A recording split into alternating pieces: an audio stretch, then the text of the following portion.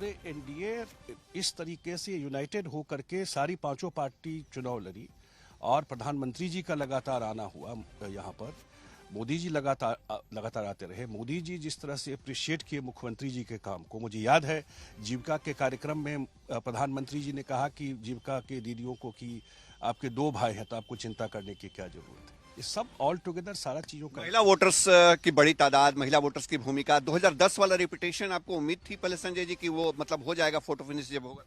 हम लोगों को लगता था, नंबर पे तो हम लोग नहीं जानते थे, लेकिन जो जिस तरह का रिस्पॉन्स लोगों का देख रहे थे वो अनप्रेसिडेंटेड था, वो दिख रहा था। लोगों को लग रहा था कि ये अपॉर्चुनिटी बिहार का है, जो डबल इंजन की सरकार है, ये अपॉर्चुनिटी नहीं पूछिएगा, क्योंकि आखिरी फेज में बार बार ये प्रचार किया गया कि तीर ही लालटेन है, लालटेन ही तीर है, तीर ही लालटेन है, लालटेन ही तीर है। बहुत सारे प्रचार हुए और अब वो मुख्यमंत्री जी से मिलने जा रहे हैं, सर्कुलर रोड वाले घर पे मिलने जा रहे हैं। इन तमाम अटकलों पर वो क्या कहेंगे? अंजना, मैं आपका सवाल सीधे ले लेता हूं संजय जी से। अंजना पूछ रही हैं कि एक नैरेटिव सेट करने की कोशिश की गई पहले चरण के बाद कि तीर ही लालटेन है, लालटेन ही तीर है। क्या उसका फायदा लेने की कोशिश थी या नीतीश कुमार के चेहरे को कहीं तेजस्वी यादव आरजेडी कैश करना चाहते? बिल्कुल, ये बिल्कुल सोशल मीडिया के थ्रू या इस वजह मैं देख रहा था पूरे कैंप, उनको पता था रिजल्ट क्या होने वाला है, उनको ये आइडिया था, वो लोग भी एसेस कर रहे थे। उन्होंने झूठ फैलाने की कोशिश किया। अब और शुरू से ही मैं देख रहा हूं वोट चोरी, एसआईआर का पूरा यात्रा निकाला राहुल गांधी जी ने। पूरे चुनाव में आप लोग भी बताइए, एक जगह रिपोल नहीं हुआ। इलेक्शन कमीशन को भी धन्यवाद देना चाहिए। और एक आदमी ये नहीं मिला होगा कि हमारा वोट गायब हो गया। भूषण, एक सवाल और पूछ लीजिए कि क्या अभी भी एनडीए के भीतर जनता दल यूनाइटेड नंबर 1 की पार्टी बनेगी?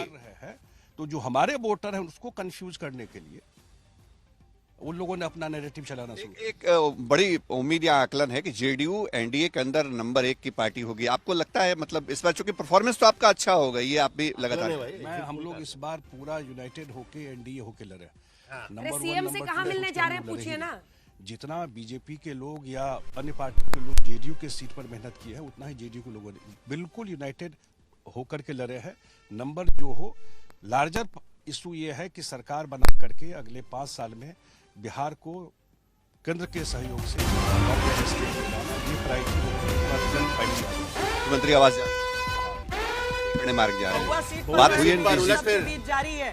यहाँ पर लग रहा था शुरुआत से कि क्या जो तेज प्रताप यादव और आरजेडी के 2 कैंडिडेट्स के बीच लड़ाई रह जाएगी और उसमें एलजेपी बाजी मार लेगी। तो महुआ से तेज प्रताप यादव पीछे हो गए हैं और एलजेपी के कैंडिडेट यानी एनडीए के कैंडिडेट वहां से आगे हो गए हैं। महुआ सीट पर उलटफेर जारी है, चल रहा है और एकदम मतलब कभी ये कभी वो वाला चक्कर वहां चल रहा है। लेकिन इसके बीच खामोशी से एक और चीज हो गई है, वो ये कि जेडीयू नंबर 2 पर आ गई है, आरजेडी नंबर 3 पर फिलहाल दिख रही है। यानी 70 बीजेपी, 58 जेडीयू और अब 58 पर आरजेडी भी आ गई है। लेकिन ये भी मतलब पार्टियों के बीच में अगर एकल पार्टियां भी देखिए तो बहुत दिलचस्प ये मुकाबला, लेकिन आंकड़ों का उलटफेर। उससे इंटरेस्टिंग चीज ये है श्वेता कि 143 लड़कर 58 आरजेडी का आ रहा है, 101 लड़कर 70 पर अगर बीजेपी आ रही है, 70% स्ट्राइक रेट, और 58 सीटों पर अगर जेडीयू आ रही है तो वो वहीं दूसरी तरफ अगर आप देखेंगे तो 40 से 45 के बीच में स्ट्राइक रेट आरजेडी का फिलहाल दिखे। लेकिन ये रुझान है, बता दें आपको, अभी रिजल्ट्स नहीं आ रहे हैं, अभी मार्जिन्स बहुत कम है, 500 कहीं 1000, इसी से आगे पीछे का पूरा मामला चल रहा है। थोड़ा सा इंतजार करना होगा प्रदीप भंडारी, थोड़ा सा उसके लिए इंतजार करना होगा आप लोगों को भी। लेकिन संजय झा जी जा रहे हैं मिलने के लिए फिलहाल मुख्यमंत्री से, और दूसरी तरफ से भी तेजस्वी यादव घर से निकल गए हैं। अंजना जी, जब मैंने आपको पहला कमेंट दिया था और मैं आपको सेकंड कमेंट दे रहा हूं, उसमें आप देख रही हैं कि किस तरीके से हम मेजॉरिटी मार्क क्रॉस कर चुके हैं।